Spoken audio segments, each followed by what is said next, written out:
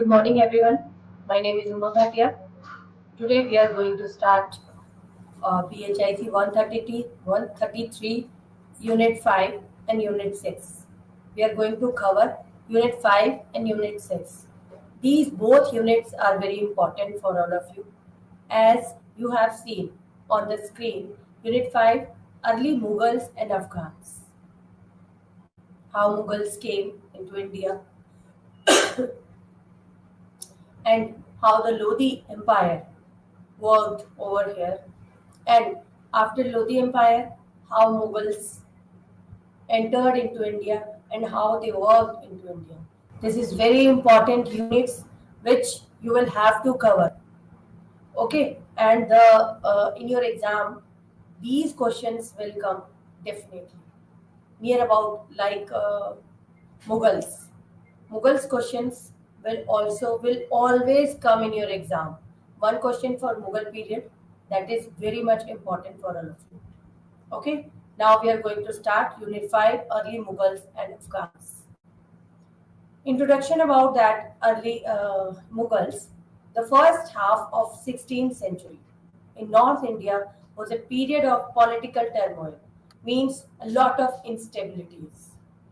This period witnessed frequent changes of ruling dynasties and emergence of diverse ruling groups.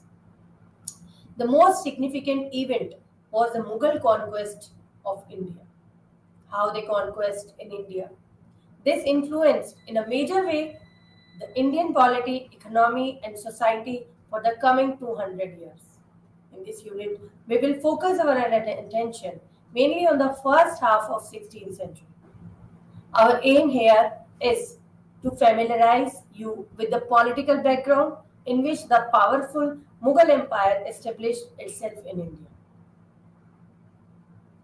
Now we are going to start about the Lodi Empire.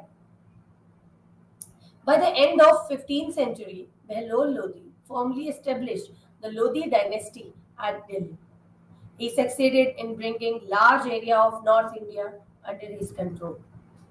After his death, his son Sikandar Lodi succeeded him to the throne. Now we are going to cover Sikandar Lodi. In the first decades of 16th century, the annexation of Dholpur paved the way for the expansion of Afghan rule in the regions of Rajputana and Mali.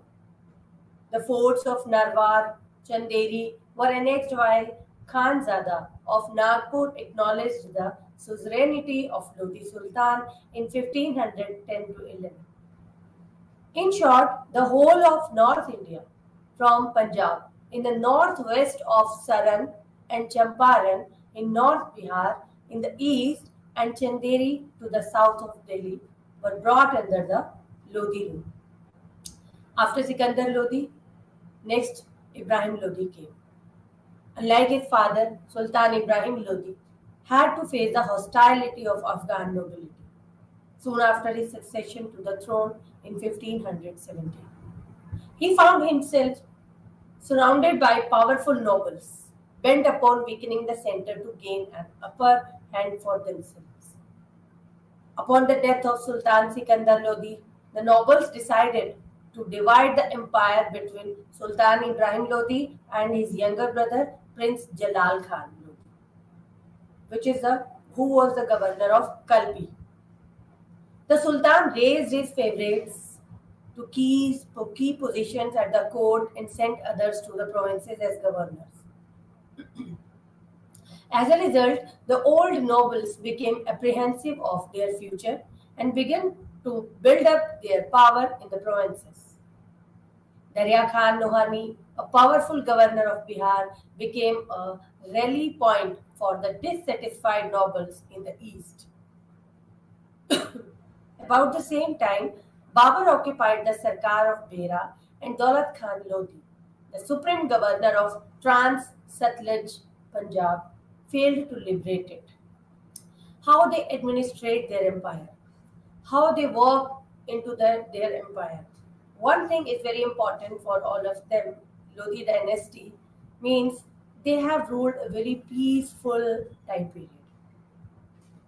because they have not extended their empire as much as Mughals have extended. That is a big difference between Lodi dynasty and the Mughal dynasty. Now, what is the nature of kinship in Lodi dynasty? Political expediency also played its own role. Behlol, being Afghan, could not look towards Turks for support. He never took support from Turks. He had to virtually accept the terms of his fellow Afghans. The Afghan nobles must have enjoyed complete local autonomy.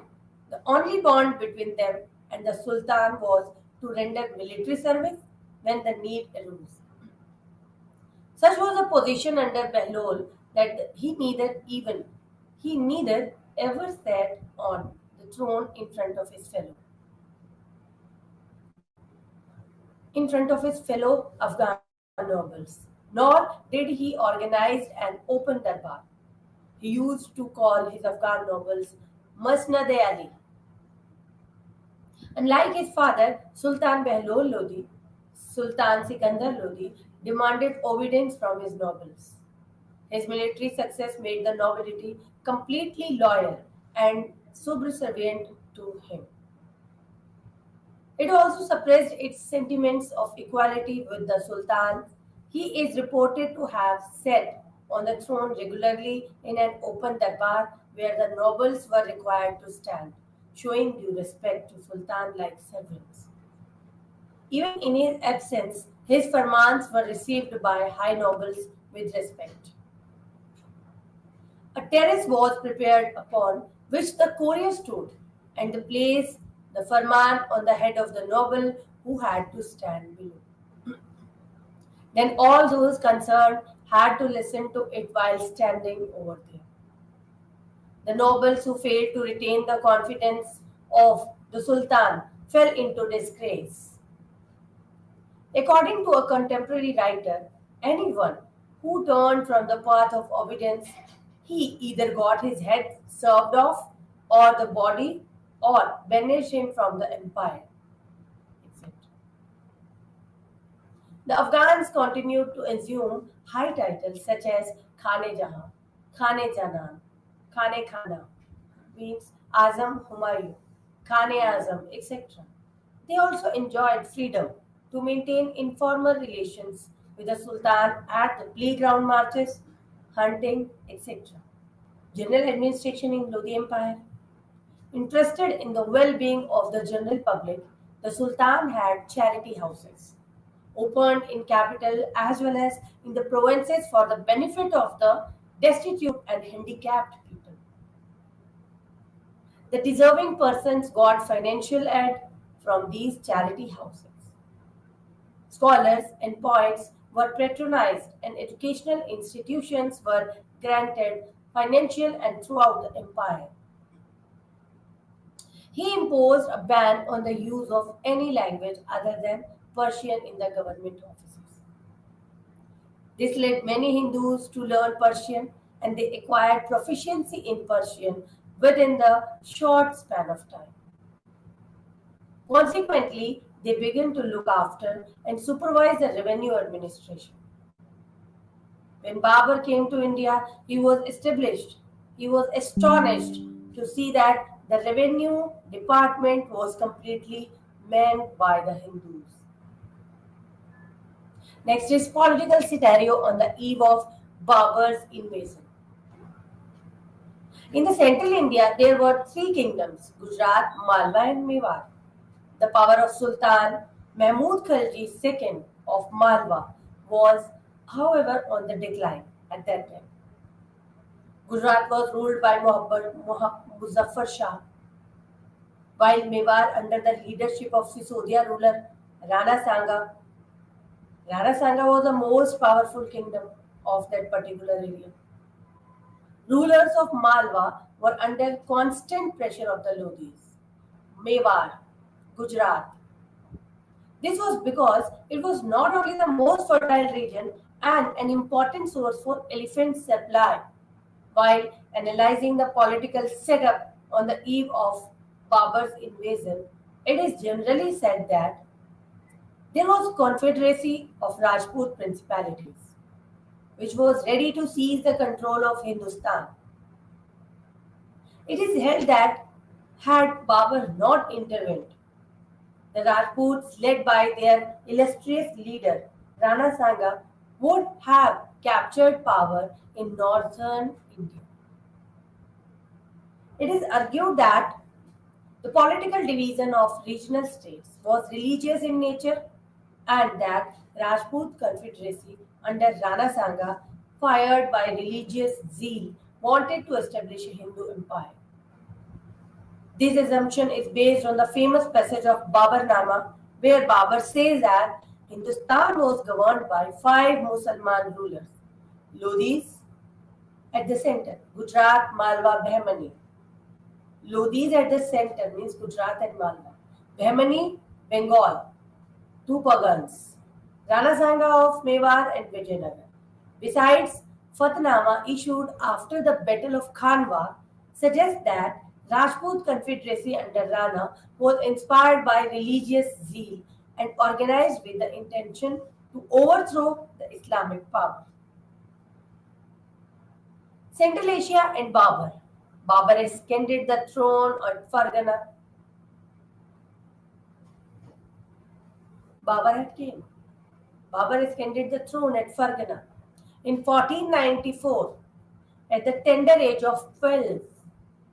However, it was not a smooth succession for Babur, both Mongol Khans as well as Timurid prince. Because for the Mughals, we can say that they have two ancestors like Mongols and Timurid. Both the Mongol Khans as well as the Timurid prince, especially Sultan Ahmad Mirza of Samarkand, and uncle of Babur, had interest in Fargana. Besides, Babur had to face the discontented nobility because at that time the nobles were not in that situation that a particular ruler will come and rule on them. No, the very much discontentment of the nobility at that time Babur had to face. Against all odds, Babur struggled to strengthen his foothold in Central Asia and did succeed in taking Samarkand twice, 1497 and 1500. Samarkand two times, but he could hardly hold that for long. With Shaybani Khan's success over Khorasan, the last of the four Timurid centers of power, finally sealed Babur's fate in Central Asia, and he was left with no option but to look towards Kabul, the Kabul where the conditions were most favorable. Its ruler Ulugh Khan Mirza had already died. Babur occupied Kabul in 1504. Yet Babur could not completely leave the dream to rule over Central Asia.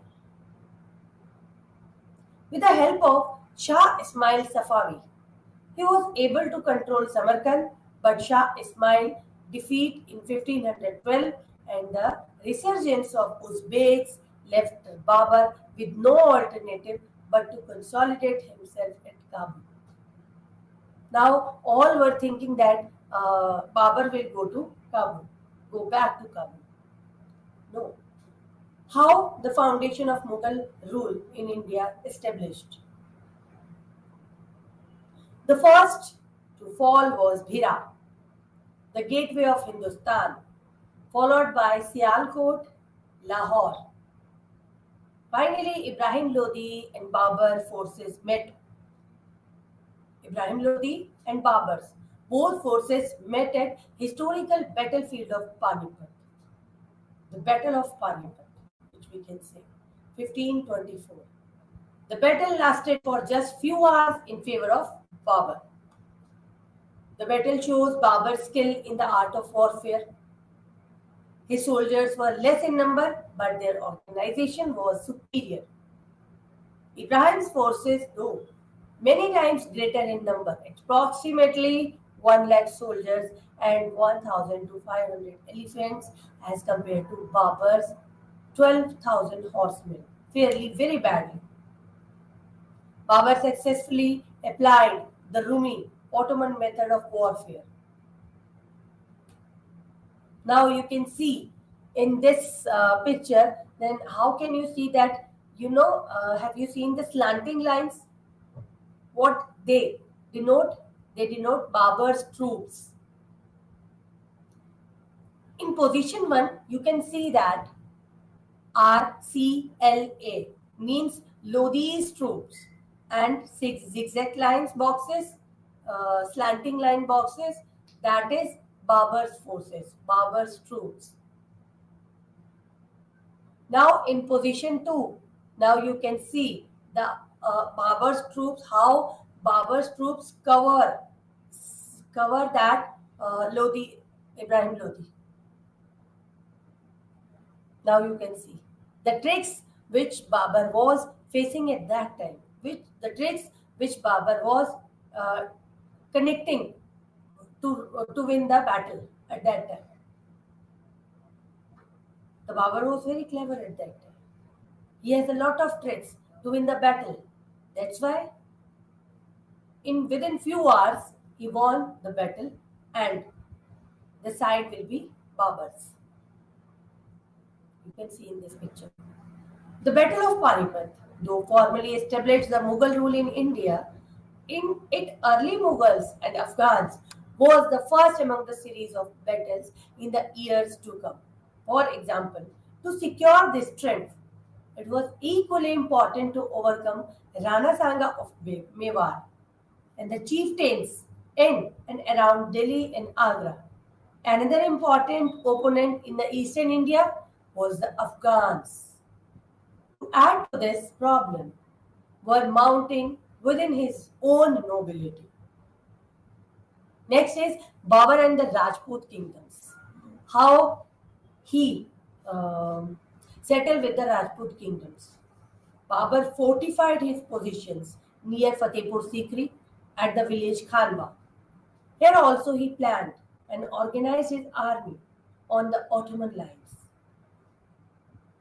This time he took the support of a tank on his left front side again and was defended by carts, but ropes were replaced by iron chains.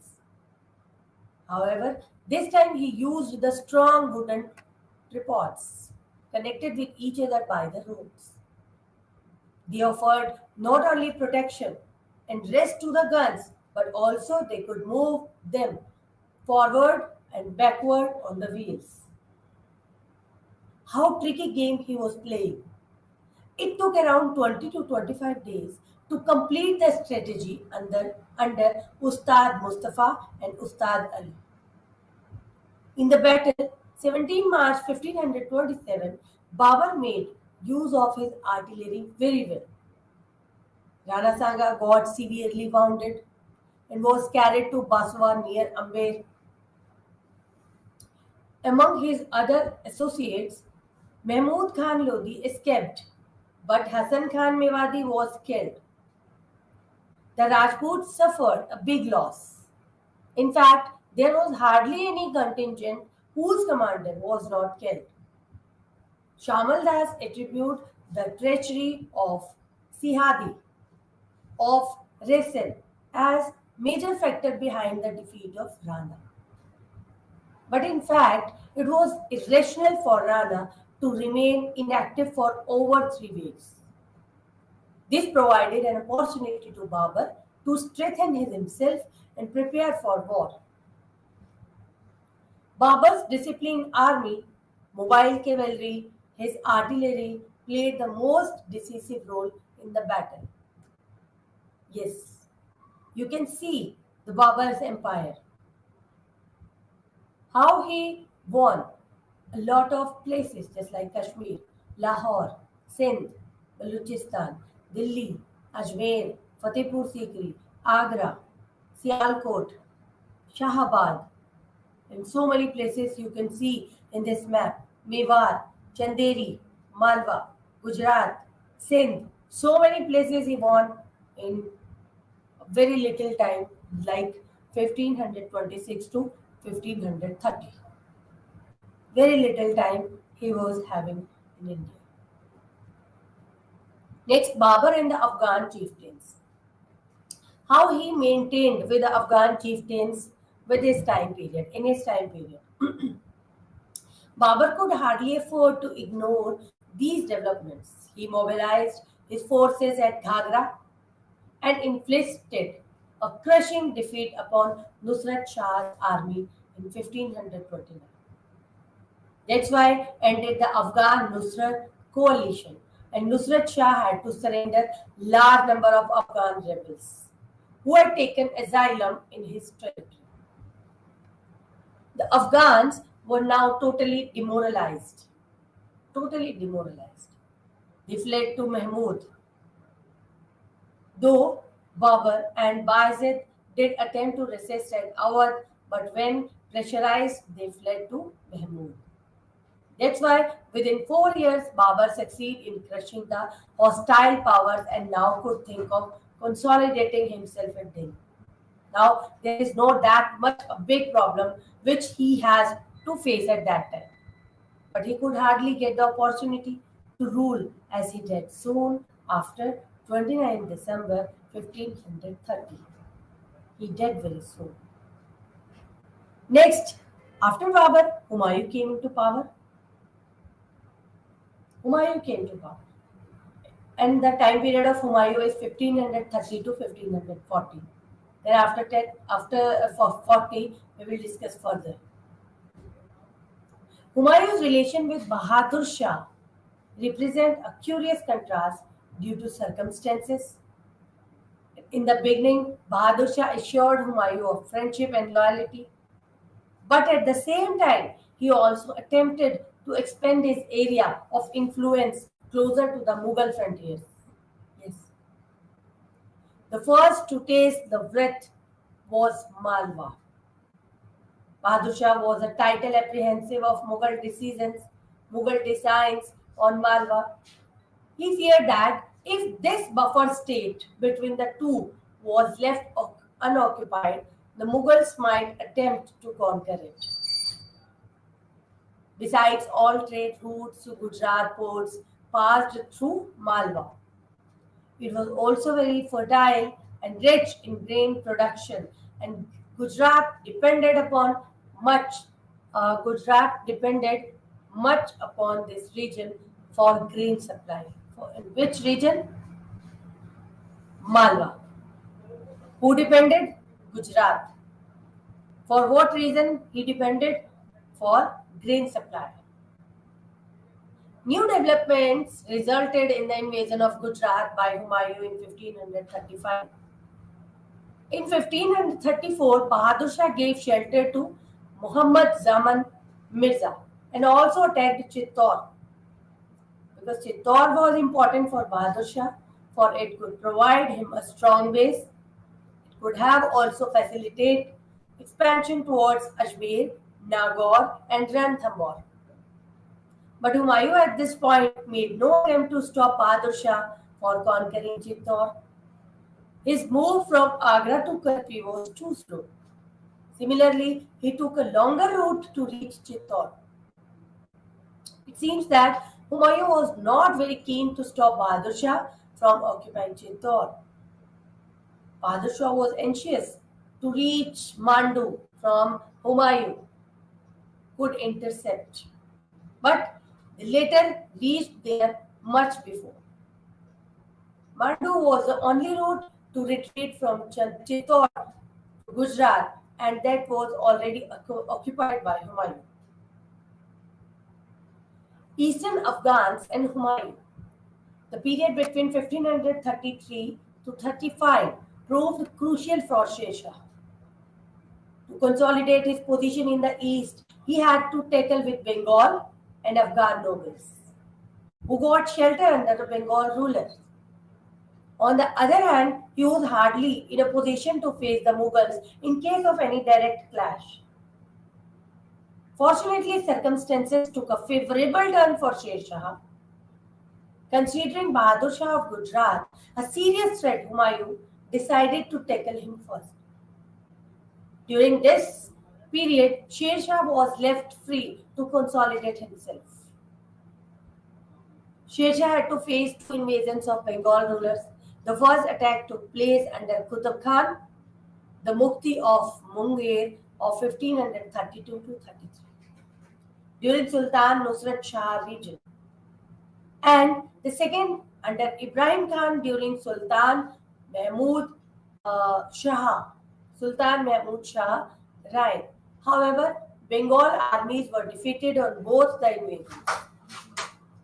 These successes completely exposed the weakness of Bengal army, and this raised the prestige of Sher Khan. Now, Sher Shah wanted to establish himself as an undisputed Afghan ruler. This time, he took the offensive and defeated the Bengal army in the Battle of Surajgarh. In a peace settlement after the battle, Sultan Mahmud Shah of Bengal agreed to supply war elephants and financial help to Sher Shah whenever required. This grand success against Bengal, followed by his attacks on the Mughal territories in the east, and alarmed Humayun nobles, suggested Humayun to stop Sher Shah from occupying Bengal, while early Mughals and Afghans, the Mughal nobles advised him to occupy Chunar, first to use it as a base for his operations in the east. Sher Shah utilized the time and captured Gaur. Gaur was the capital of Bengal. At this stage, Humayun asked Sher Shah to transfer Bengal and Rohtasgarh to him. But Sher Shah was not ready to surrender Bengal, and negotiations failed at that time. Humayun reached Agra by way of Kara Manikpur and Kalpi. Very fast, he reached Agra. Raja Birban, the ruler of Gahora, helped greatly in rescuing them. Kamran Mirza, who was the brother of Humayun, Kamran Mirza welcomed Humayun on his return to Agra with his army totally destroyed, while Sher Shah, elected by his victory, proclaimed himself as an independent king.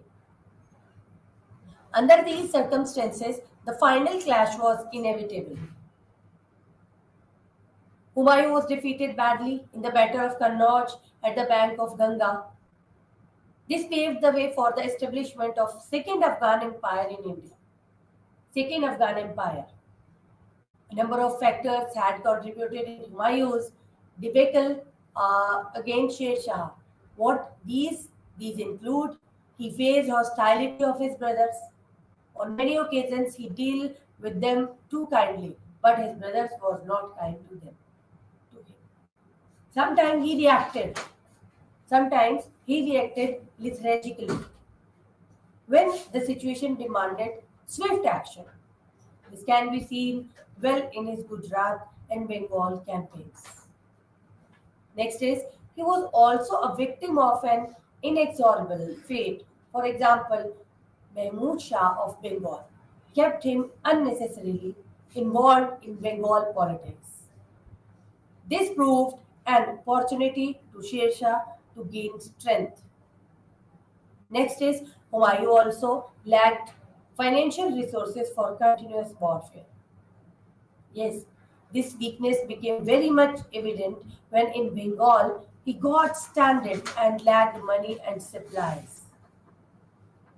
Besides, Sher Shah had the courage, experience, organizing abilities. He was also skilled in exploiting political opportunities. Humayun could not match his capabilities. Next, what was the relation between Humayun and his brothers? The greatest threat to Humayun arose from Kamran Mirza, who had assumed almost a semi-independent position in Afghanistan and Punjab. That's why emerged two centers of power, one at Lahore and other at Agra. This situation prevented the rise of a centralized state, and the political instability was evident. In the first major crisis which the Mughals faced, though Kamran Mirza remained loyal to Humayun in early years and once rushed to Delhi at the call of Yadgar Nasir Mirza, who was the governor of Delhi, to kettle Hindal Mirza.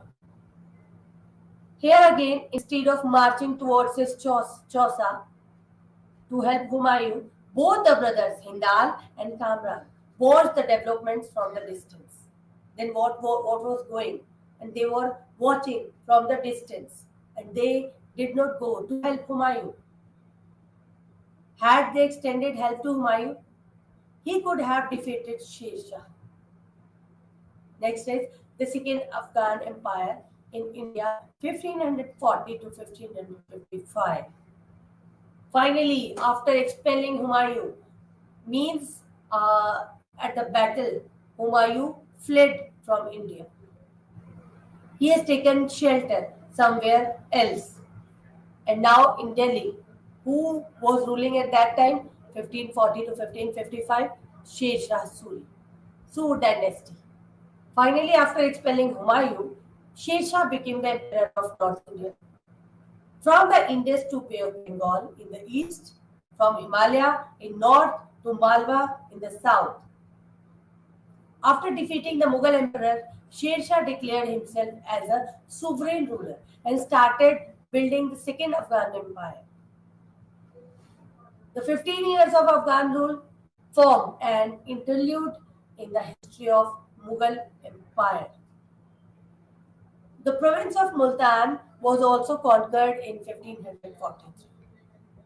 In spite of the defeat of the Rajputs at Raisen, Maldev of Mewar was still formidable. He had already extended his dominion towards Sambar, Nagaur, Bikaner, Ajmer, and Vadanar. Sher Shah marched towards him and in 1544 occupied Ajmer, Pali, and Mount Abu. Sher Shah's son and successor Islam Shah, though kept the legacy of his father intact, failed to consolidate it any further. He was most of the time busy in suppressing the intrigue within his own camp, which emerged under the leadership of his brother. Adil Shah, along with Azam Humayun and Khawaz Khan, they were the brothers of that particular people. Means Sher Shah has declared that my successor will be my daughter Razia Sultan, not any son. He was having four sons at that time, but he had not declared his successor, there's his sons. He has declared his successor will be his daughter Razia Sultan. Next, the Sur administration, how they administrate Sur dynasty at that time. Sher Shah Suri seems to have been inspired by the history of Sultan Alauddin Khilji. He adopted most of the rules and regulations introduced by the Khilji Sultan.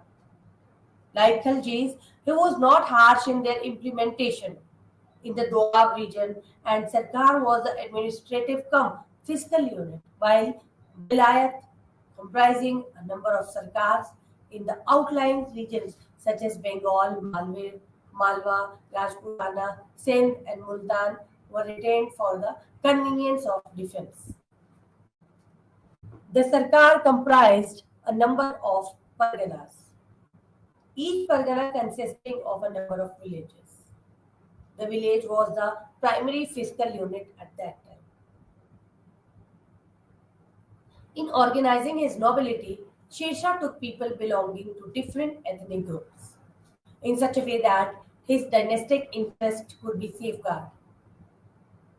No group was strong enough to assume the shape of a pressure group. We find the non-Afghan nobles Khawaz Khan, Haji Khan, Habib Khan Sultani holding the charge of important provinces with large iqtas. This shows that the establishment of a pure Afghan nobility was never a consideration with Sher Shah. On Sher Shah's death, his second son, Prince Jalal Khan, he ascended the throne under the title of Islam Shah. He overpowered and eliminated many senior rulers and experienced nobles who supported his elder brother Adil Khan. After their elimination, Islam Shah was free to translate his political ideas into practice. He shifted his capital from Agra to Gwalior and also brought his father's treasures from Chunar. That's why Gwalior became the center of Indo-Muslim Delhi center at that time. Revival of Mughal rule in India. After Humayun's defeat at Kannauj, when Askari Mirza and Kamrad withdrew to northwest, Hindal and Yadgar Nasir Mirza decided to be with Humayun. The latter now decided to try his luck in Sindh. Here, Hindal Mirza also deserted him and, at the invitation of Kamran, marched towards Kandahar. The ruler of Sindh, Shah Hussain Argun, also succeeded in winning over Yadgar. Means when he was exit from the Delhi, that time he was capturing a lot of army with him. Now he was preparing himself to win Delhi again. And at the time when he came to Delhi, he won Delhi and he defeated Sur dynasty. He defeated Shesha Suri. Later promised him in regaining Kandahar, Kabul and Ghazni, provided he promised to surrender Kandahar to the early Mughals and Afghan Shah. It was agreed upon the Kandahar under Ansari Mirza was occupied and handed over to Shah. With the end of Kamran's opposition, Humayun emerged an undisputed master of Kabul. With favorable political climate in India, now Humayun could systematically plan for the reacquisition of his lost Indian empire. Now he want to restart again. He started in November 1554 and reached Lahore in February 1555 with little difficulty. The Mughals continued their victorious march and occupied Machhiwara. The final clash took place at Sarhind. Sikandar Shah Sur had to flee towards Shivalik, and the roads to Delhi, that's why, lay clear. Humayun reached Salimgarh in June 1555, occupied Delhi. However, Humayun could hardly accomplish the task of conquest and consolidation. He died very soon after leaving behind his minor son Akbar under heavy odds.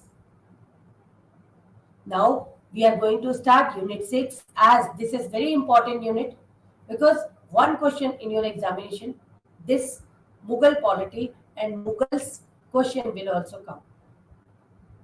In every year it comes. Unit 6 Mughal polity and the Mughal polity from Akbar to Aurangzeb. Because we have done Babur and now we will cover Akbar to Aurangzeb.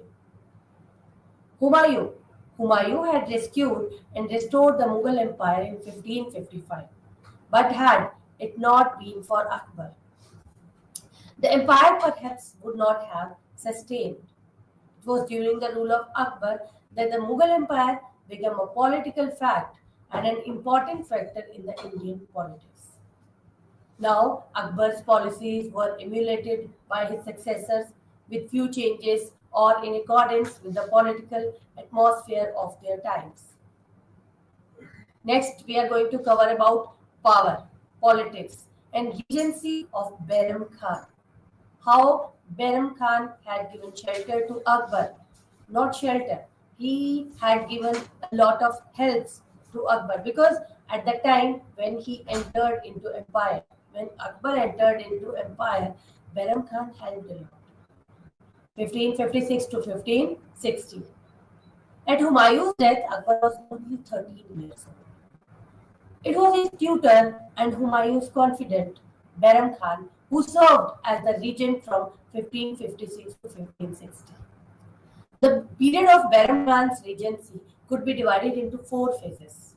The first was from the accession of Akbar to before the second battle of Panipat, January to October 1556.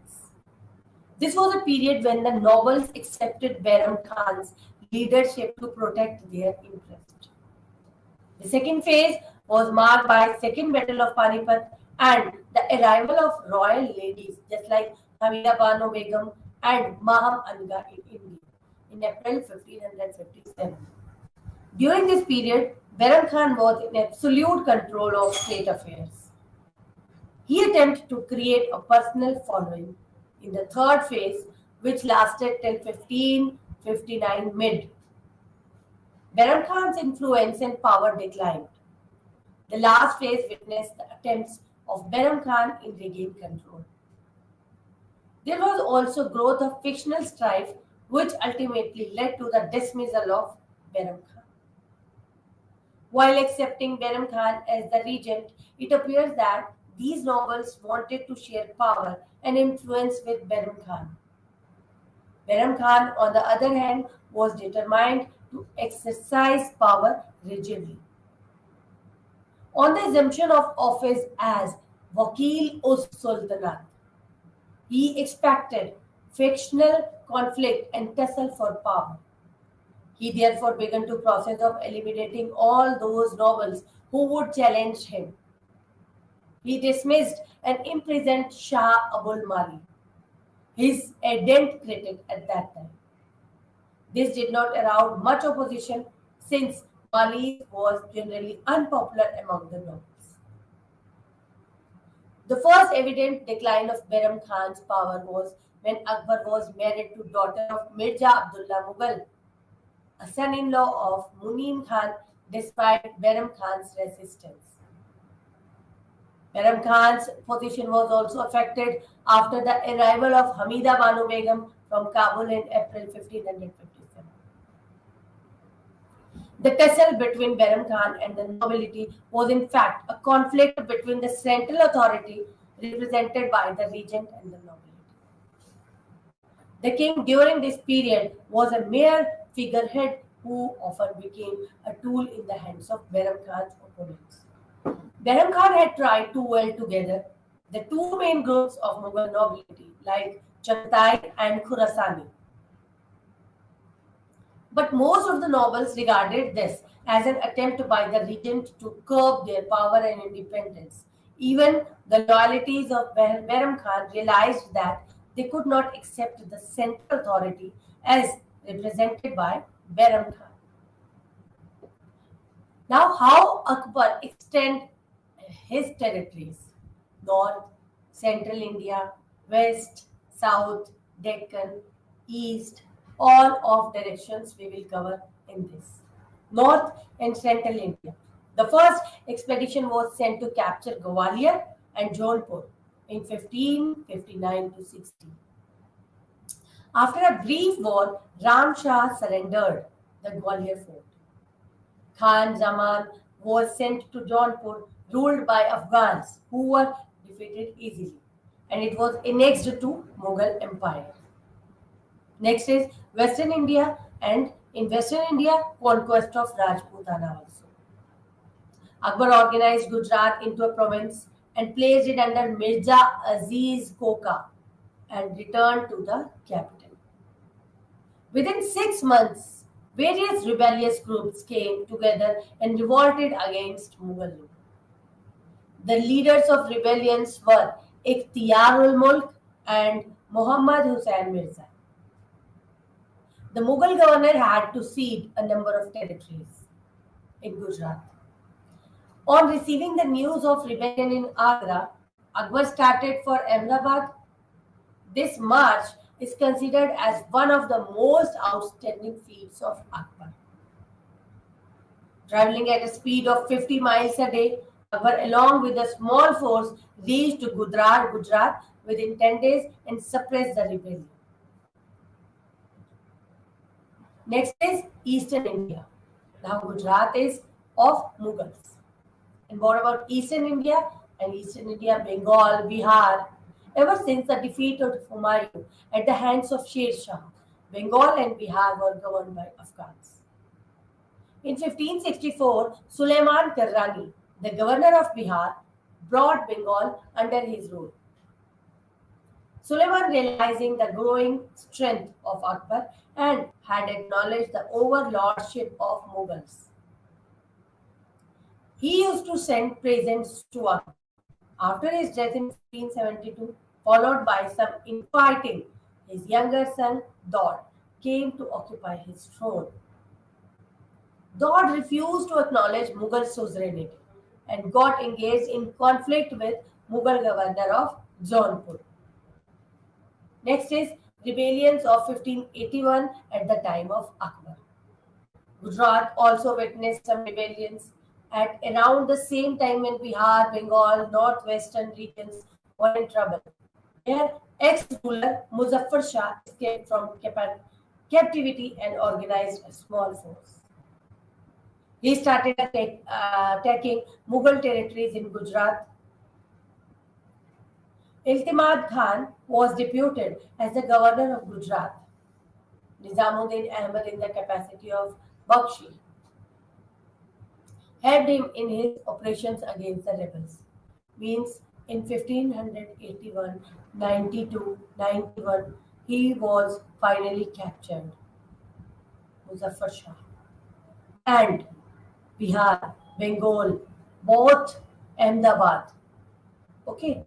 Bihar, Bengal, Ahmedabad. All were captured by the Mughal ruler Akbar. Next, northwest. Suppression of Roshnais. Who were Roshnais at that time? The first to attract Akbar's attention was a Roshnai.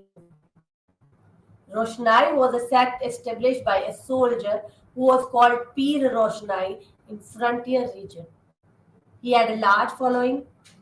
After his death, his son Jalala became the head of sect. Roshnais rebelled against the Mughals and cut the road between Kabul and Hindustan. Akbar appointed Zain Khan as commander of a strong force to suppress the Roshnais and establish Mughal control in the region. Very smoothly he was doing. Conquest of Kashmir. From his present day, from his starting day, Akbar was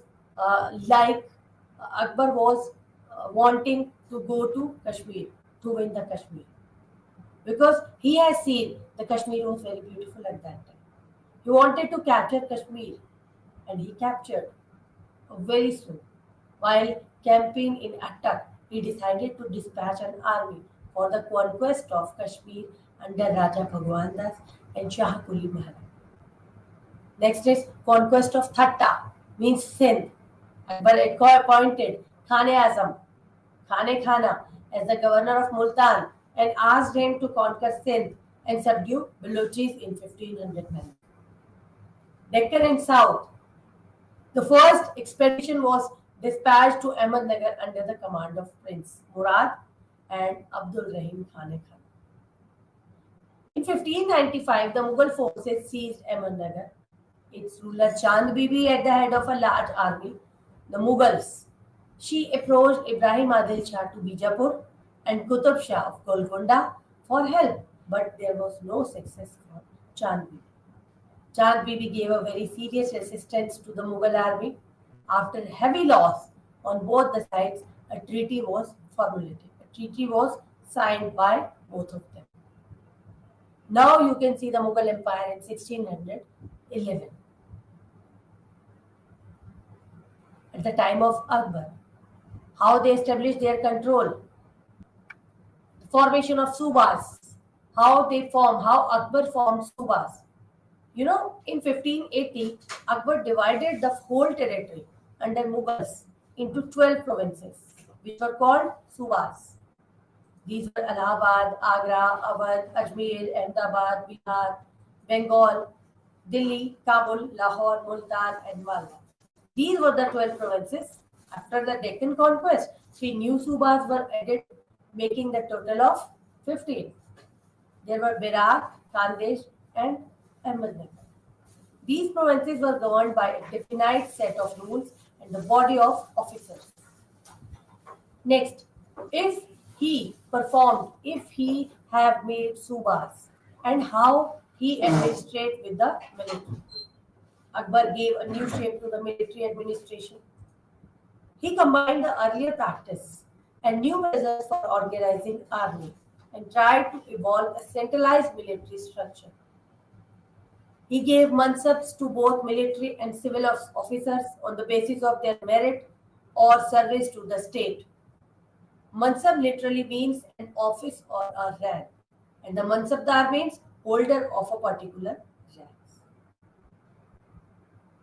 Akbar created 66 grades in the mansabdari system from the command of 10 to commander of 10,000.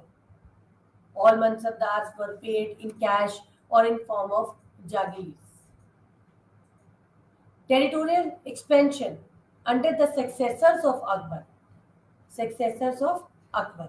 Yes, now the successors of Akbar means now the annexation of Assam. How they annexed Assam? 12,000 cavalry, 30,000 soldiers, and fleet of boats with guns under his command. The Ahom resistance was very feeble. Mir Jumla succeeded in capturing Kamrup, the capital of Ahom kingdom. Now, the nature of power of chieftains. The chieftains were a very powerful group possessing large infantry, cavalry, and hundreds of miles of land area, yielding vast amount of revenue. Chieftains' power.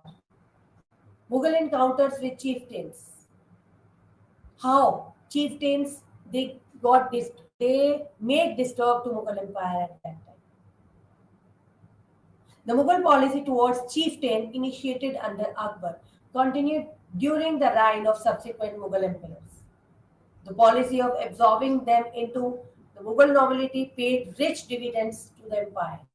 The Mughal emperor succeeded in getting the support of chieftains and their armies for new conquest. As a part of Mughal nobility, their help was also available for administering a large empire. Next, how Mughal's relation was with Rajputas. Akbar tried to forge close relation with the Rajput ruling houses. Kachwaha family occupied a special position in the gamut of Mughal Rajput relations. In 1580, Manibai, the daughter of Bhagwan Das, was married to Prince Salim. In 1583, Jodhpur, which was a part of Khalisa, was bestowed upon Mota Raja Uday Singh, and his daughter was married to Salim. Rai Kalyan Singh's daughter and the Rawat Bhim's daughter was also married to Salim. Prince Danyan means the marital status, the marital relations with the Rajputs, with Mughals. Rajputs with Mughals, they make them very important and they make them very strong in their administration. Because the Rajputs were also very powerful kings at that time. Jahangir and Shah Jahan. During Jahangir's reign, the rulers of four leading states of Rajputana, Mewar, Marwar, Amber, and Bikaner. They held the mansab of 5,000 jat or above. The Kachwaha lost their dominant position in nobility, and during Shah Jahan's reign, they were given important commands and were granted high mansabs. This reflects that he trusted the Rajputs and assigned them important duties. Shah Jahan's discontinued Jahangir policy of not granting Subedari to Rajput Rajas of leading house. However, these assignments were few and infrequent. The Rajputs continue to be given posts such as Kiladar and Fort Star. And now what about Aurangzeb? The wars with Mewar and Marwar were a drain on the treasury, but not a serious one and did not in any substantial way affect the overland trade to the Bombay seaports. Aurangzeb's Rajput policy reflected his incompetence to deal and issues effectively which affected the prestige of empire. It led to political and religious discord with demonstrated lack of political acumen. Mughals and Deccan state, Akbar. We start from Akbar. In 1591, Akbar sent 4 diplomat missions to 4 rulers of Deccan in order to find out about the real state of affairs there, and also to see whether they were willing to acknowledge his suzerainty. The Mughals besieged Ahmednagar fort in 1595. Bijapur had sent reinforcement to Ahmednagar, and the Mughal forces had become worried of the siege. They opened negotiation with the besieged. A treaty was signed between the Mughals and Chand Bibi. The treaty, however, failed to begin peace, and Mughal attack against Ahmednagar continued. Jahangir and Deccan states. During the reign of Jahangir, there was no addition to the Mughal territory in the Deccan. The Mughal court politics, the mutual dissensions of the Mughal nobles, offered by Deccani rulers, weakened the Mughal authority in the Deccan states. Shah Jahan and Deccan states,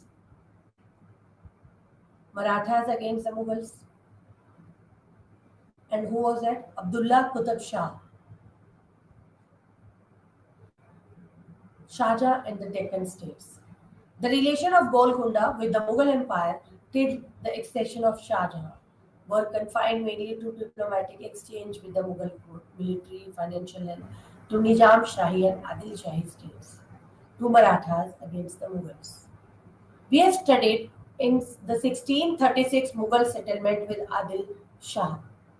The same year, a deed of submission and a covenant was signed by Abdullah Qutb Shah. Their main terms was the names of 12 imams would be replaced. Coins would be struck in Mughal emperor's name. From 9th regional year of Shah Jahan, 2 lakh of hoods would be sent annually to the emperor. The emperor's friends would be Abdullah's friends, and emperor's enemies would be his enemies. Aurangzeb and the Deccan states. Aurangzeb had spent his 25 years in war situation with the Deccan. He wanted to win the Deccan, but after 25 years, his treasure was empty. His money was really very much, he had no money at that time when he involved in Deccan War in his 25 years of his age. That's why Aurangzeb, this was also the decline region of the Mughals at that time. In our next units, we will cover Mughals and Marathas, how the relation of Mughals with the Marathas, how they defeat Marathas at that time. Marathas also very powerful rulers of that time.